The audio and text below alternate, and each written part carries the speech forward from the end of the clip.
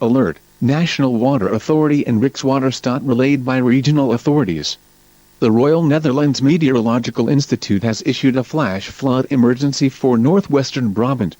A major dike breach has been confirmed near Willemstad. Massive inundation is expected within the hour.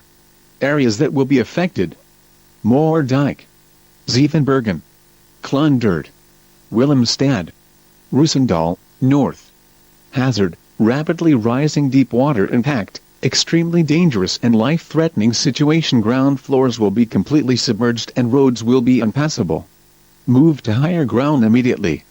If you are in a low-lying area, move to the highest floor of a sturdy building or evacuate southward immediately.